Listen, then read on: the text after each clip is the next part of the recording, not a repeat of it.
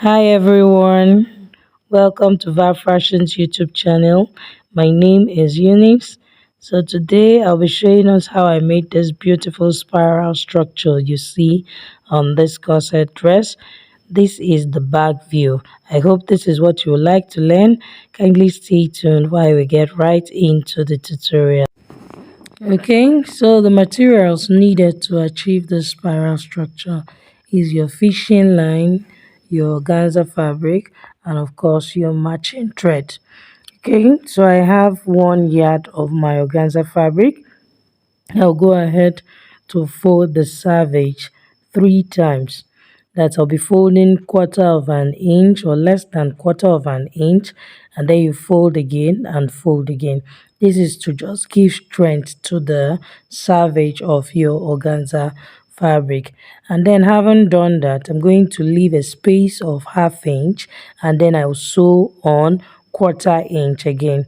What I mean is after the savage, I will leave a space of 1/2 inch and then go ahead and stitch 1/2 inch. So I'm going to do so many lines like you can see I've done already. So I have my 1/2 inch spacing in between my stitches. So now it's time for me to fix my fishing line into the stitches I made, into the space I left, which is less than 1/4 inch. Okay, so initially my fishing line was on this cone you see me holding, but I realized that it was too coily. It was too coily. It didn't allow the first one I did to relax well or to give the standing structure. It was just so coily.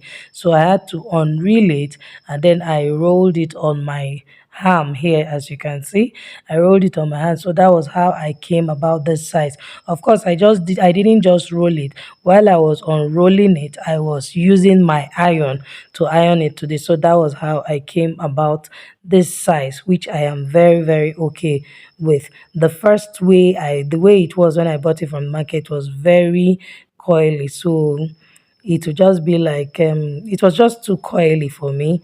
I prefer the bigger size. Okay, so right now I'm going ahead to burn the tip of my fishing line. This fishing line I have is quite thick, so it actually gives the standing effect that you want to have. So imagine what it will look like when it is too coily.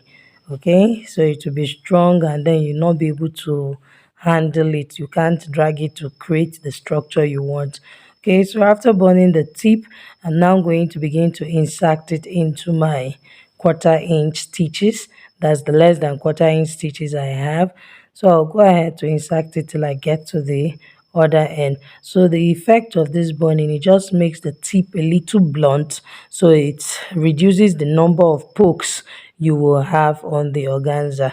Of course, from time to time, because the stitch we have is tight stitches, like I said, I sewed on less than 1/4 inch. You want your fishing line to be almost you don't want the difference in the size of your fishing line and the space you have, that's your stitch, to be too much. So I sewed on really tiny, less than 1/4 inch, so that my fishing line will not be wobbling inside of it. I hope that makes sense. So I'm done fixing one of the fishing line. Can you see I'm already beginning to have structure? So I'll go ahead and fix the second one so that we'll see it. So right now I'm cutting the tip, and I'll go ahead to also burn it with my lighter. You can use your candle to do this, which makes it a lot easier, or you can also go ahead and use your lighter like I am doing. Okay, so I'll fix the next one. I'll make sure to burn it first before I start fixing. Okay, so we're going to do that, and then we'll see the result we're going to have really soon. Another easy way to do this is while you are stitching, you can fix your fishing line at the same time. But in that case, you must have an invisible zip footer so that you can be able to sew really close. That's to give you the 1/4 inch stitching line. So this is what I have. I've just done two of them, and you can see the structure I have. So I'll go ahead to fix all of it and then show us. So right now I'm done fixing my fishing lines. So can you see what we have? I have two of this. So can you see the structure I have already? So this is me. You decide whichever way you want to style it, whichever way you want to style it. So me, I want to have mine on the side seam. That's, I want to sew it into the side seam. Then I'll go ahead to sew it on the, that's to tack it, because in this case you need needle and thread.